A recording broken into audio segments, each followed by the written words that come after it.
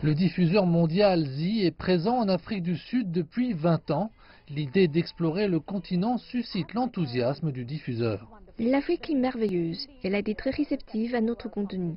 Nous avons concédé des licences de contenu en Afrique pour différents pays, à savoir le Kenya, le Ghana, la Tanzanie et le Nigeria. Nous avons aussi notre contenu là-bas et nous avons aussi lancé il y a 2 ou 3 ans Z-World. Je pense d'ailleurs que Z-World a conquis le continent. Mais la plupart des contenus de Zi est produit en Inde avant d'être doublé pour s'adapter au public local. Le radiodiffuseur veut changer cet aspect en soutenant le contenu produit localement.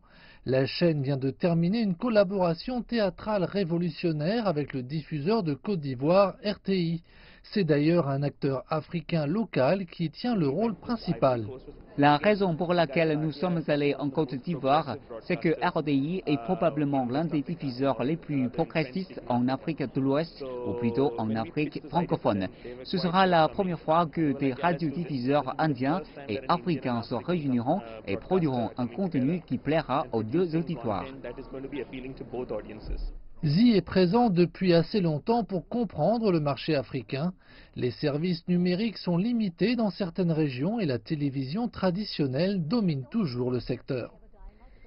Nous ne voyons pas la télévision traditionnelle s'éteindre, car je pense qu'elle y aura certainement sa place, parce qu'il y a un caractère sacré attaché à la télévision qui est là dans le salon, bien que l'iPad et les ordinateurs portables soient dans la chambre.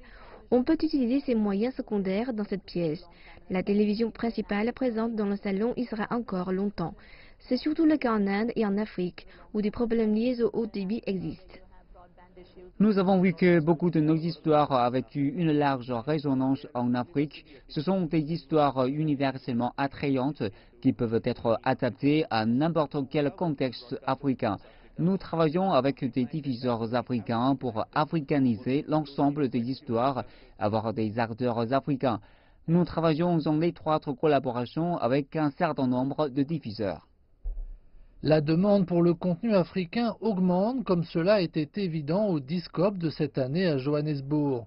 Le nombre de sociétés vendant du contenu local sur le marché de la télévision et du cinéma a augmenté de 50%.